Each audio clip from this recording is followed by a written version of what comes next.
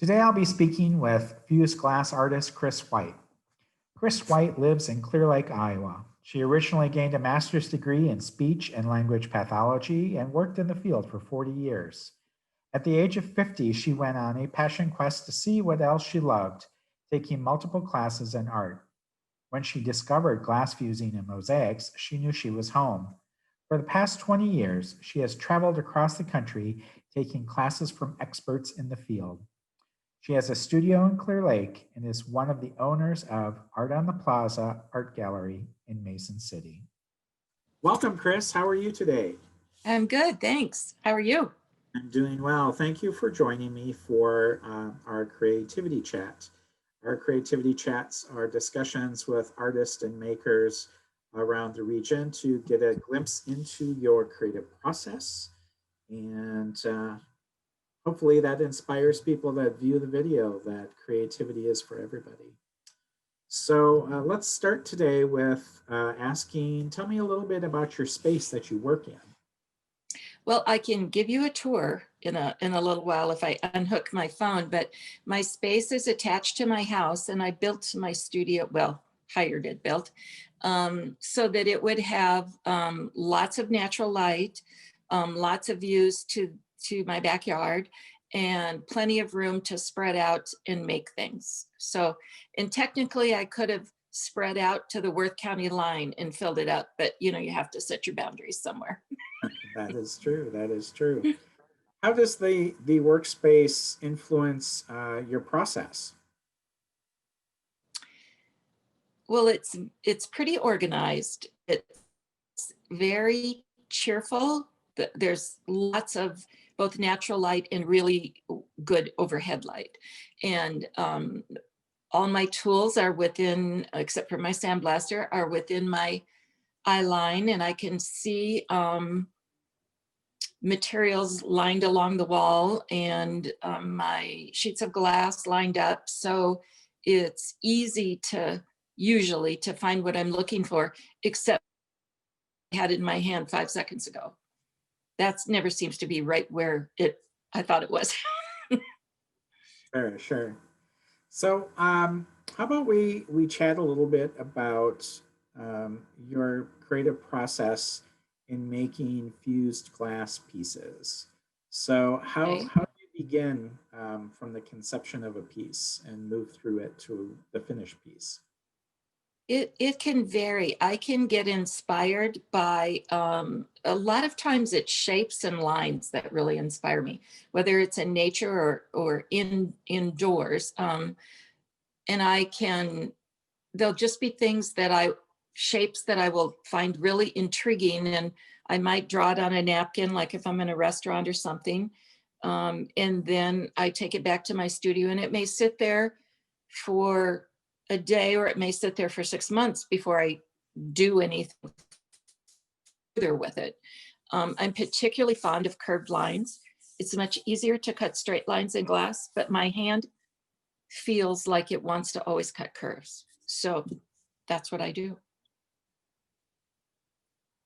Tell us a little bit about the fused glass process. There may be several people that watch the video that are unfamiliar with how a piece comes together. Okay. Well, fused glass essentially means heating 2 or more pieces of glass together until they are solidly one piece of glass. So that's basically what it is. And now I forgot what the rest of the question was. I'm so sorry. That's okay. Well, just tell us a little bit about the process of that. How Oh, fusing glass comes together. Um, do you what do you heat it with? I heat it with my kilns, which on the tour I will show you later. I have 3 kilns, 2 fairly large ones and 1 really small one. And my kilns are similar to a pottery kiln and yet not quite the same. My kilns go up to 1700 degrees is pretty much their high temperature, although I rarely fire anything at that level of heat. Mostly I'm around 1480 to 1550 degrees is generally my range if I want everything to fuse flat and smooth. That's the range I use. A firing can take up to, depending on how big the piece is, it can take up to 17 to 25 hours. If it's a very big piece, glass does not want to change temperature quickly. So you need to allow it to heat up until the outside edges of the glass are the same temperature as the inside of the glass, and the cooling process is the same. And the last thing you want to do is open up the kiln and see a giant crack across your piece that you've spent hours creating because you shorten the firing time and stress the glass. Sure. So when you're firing, that's quite a long time from beginning to end. Do you have to be around the kiln most of the time, or do you set it up and are able to walk away for a while? I walk in the house. If I'm going to leave the house for any reason, and by leave the house, I'm not going to leave for very long, but I have a FOSS cam that I can set up so I can check on my phone to see what the temperature of the kiln is. And that's a safety issue. Um, the kilns get very, very hot. I mean, 1500 degrees is a lot hotter than your oven gets. And elements can jam at a certain temperature, and I really don't want to burn my studio or my house down. So I'm pretty cautious about that. I would not start my kiln and take a trip to Des Moines. I would never do that. I usually fire in the day, although occasionally I'll fire at night, and I will wake up 3 or 4 times in the night and come out and check on it. And I may be being overly cautious, but I'd rather do that than have a problem. Sure. Do you have to maintain the kiln or do adjustments through the firing? One of the things you need to learn when you get a kiln is to learn your kiln, because every kiln is slightly different, and you need to know if your kiln fires true to the temperature for a full fuse, or if you need to increase it 5 to 15 degrees, or decrease the amount of time you're firing something. So you need to learn each kiln's idiosyncrasies, and all three of mine are ever so slightly different.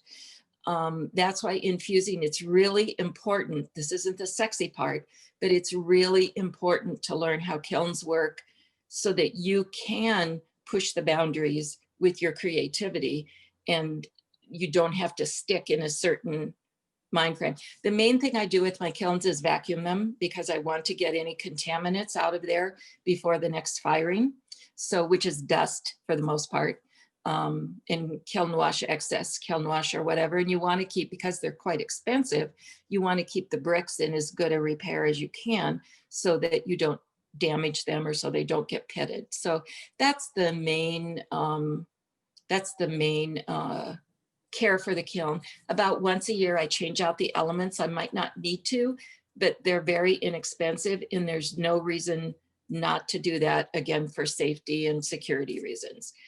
It just makes better sense to be proactive than wait until you have a problem and hope you can fix it before you've ruined everything in the kiln. Power outages are my nemesis. And I don't fire on really stormy days, because at least in this part of Clear Lake, we're prone to losing power even for a few seconds. And at the wrong temperature in the kiln, that could cause huge problems. In your creative practice, are there ever times where you experience creative block? I do.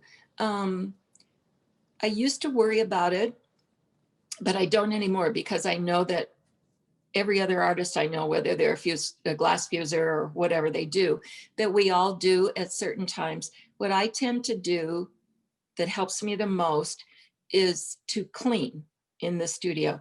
And sometimes in the cleaning, I'll find a little piece of something or a little design that I had stuck somewhere, and I will think, oh, well, that might be kind of fun to do. And then the next thing, sometimes I know I've been out here for 7 hours and didn't even realize that the time had elapsed, and I've made a couple of things, or I've started something really cool. Other times, if I get frustrated and just don't feel like I'm in a mindset, I either take a walk or go read a book, and I just let it be. And I know it'll come back.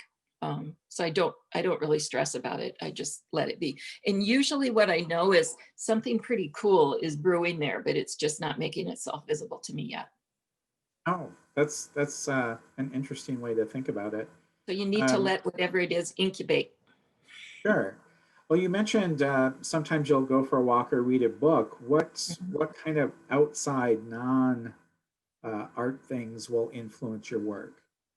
Well, one of the things that was important to me in designing my studio was that I call it my inner sanctuary, and that it had to look out to my outer sanctuary, which is my garden and my yard. And that I feel the same joy and energy and creativity in my garden as I do in my studio. So lots of times they flow kind of back and forth, and I will look out the window and see something and think, oh, I'm going to do that in class, although I don't tend to do so many very realistic looking things, but it is an impression of what I've seen. Or there might be a curve to a flower or a leaf or something that I think, oh, I'm going to do something with that. And other things in say is the most the biggest driving force for me to Okay. spark my creativity or help me transition from whatever that is to something in the studio. How have you seen your work evolve over the years? Well, I still have the very first piece I made all by myself. It lives in what I refer to as my drawer of shame, where things go when they don't go as planned and they get to sit there and think about their behavior for a while. And I keep that piece because every time I look at it, it just makes me laugh because it's terrible. And I didn't use the skills I had learned, and it's just hideous. But I also love it because I've come so far from that. And the more I've learned about the glass and more I learned about the properties of different glasses and how they interact with each other and their chemical reactions, I have fewer and fewer things that need to go live in the drawer of shame. And sometimes it's the drawer of incubation. Sometimes something comes out that's not what I want it to be, but I'll put it away and then it will be the perfect thing for something different that I hadn't thought of yet. So I'm in there from on a pretty regular basis looking at stuff and talking to myself about what have you learned. And I've learned way more from the things I've messed up than the things I made right. Interesting.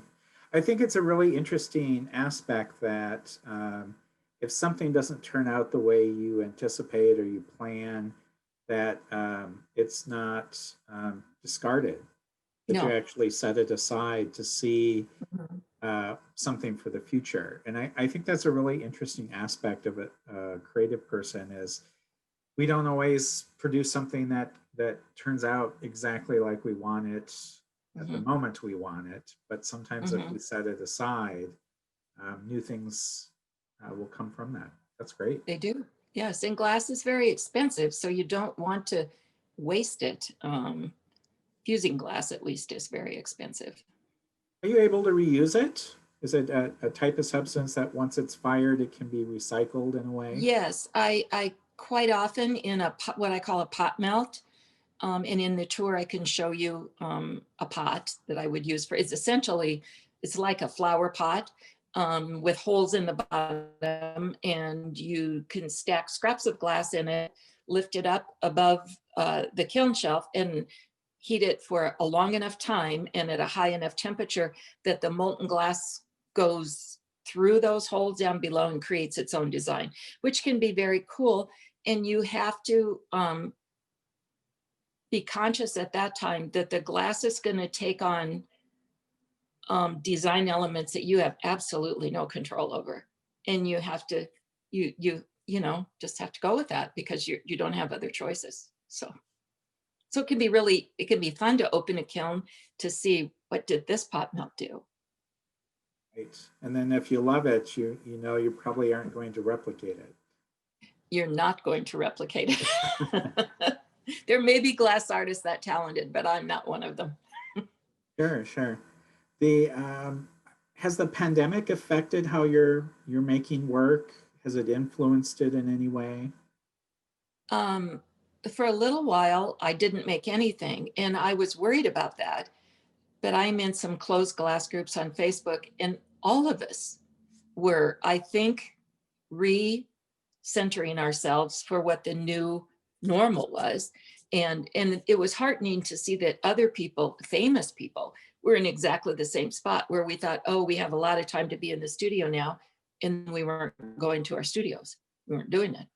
And then it seems like we all kind of reorganized ourselves at the same time and then started making new and different things. I have seen other artists who have made fabulous things, very politically astute, and timely things during this time. That's not what's happened for me. I have kind of tried to make more joyful things and to really delve in deep with a technique that I maybe wasn't sure about and play with it. And I have time to do samples now that so I can see, well, what is this going to do? And is this something I like or don't like? And I've taken some online glass classes that have been really helpful and fun. What is a sample? Like how do you use that? Or why A, would you a, make? sam- a sample would be, and I charts when we do the tour too. Typically, I do sample charts for glass that is reactive, which means that one color has a chemical in it that's going to react with another color that has a different chemical.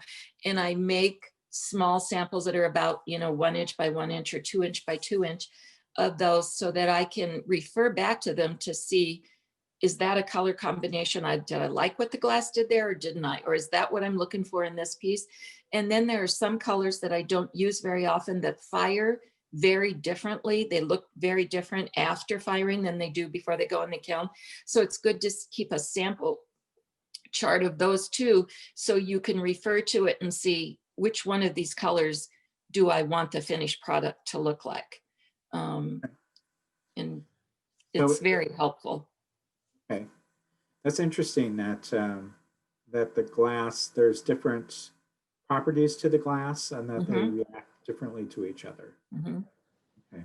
And those reactive glasses are really almost hands down my favorite to work with because I love the reactions that they make. And I love playing with that and controlling that sometimes and not at all controlling it at other times.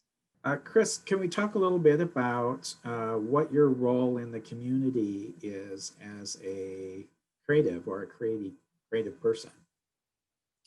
What's most important to me is not so much my own creativity, but to help fuel that in other people, in anybody. Everybody is creative, whether they know it or not. When people come in to play, and that's what I call it in my studio, they're not coming to work, they come to play.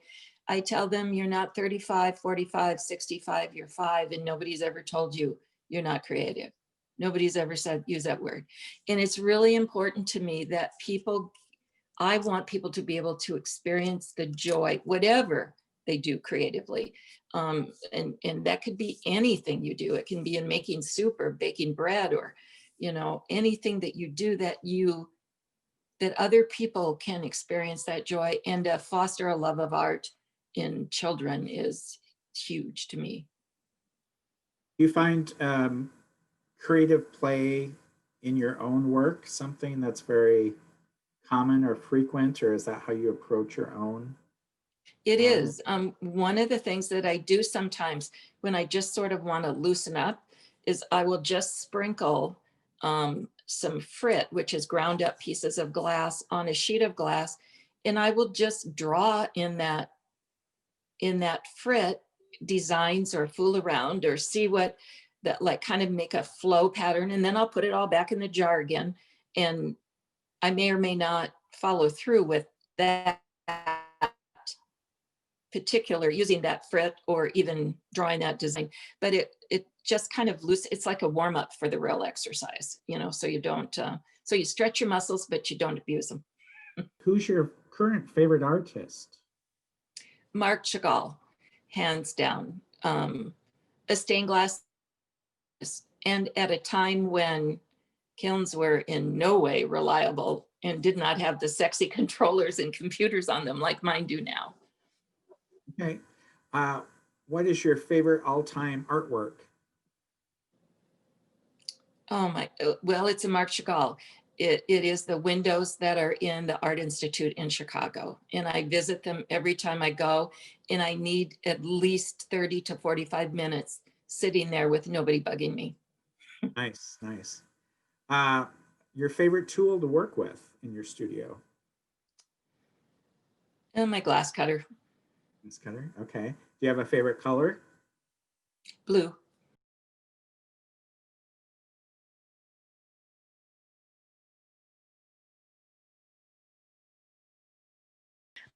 First of all, when I talked about my outside sanctuary, there it is. It's not as pretty in winter, but I still love it.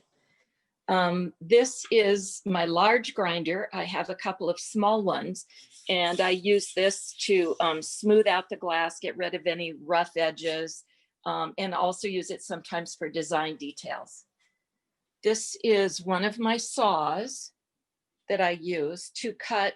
Usually I cut thicker slabs with that particular saw.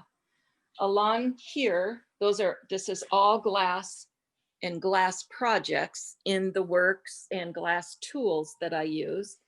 This is my main workspace.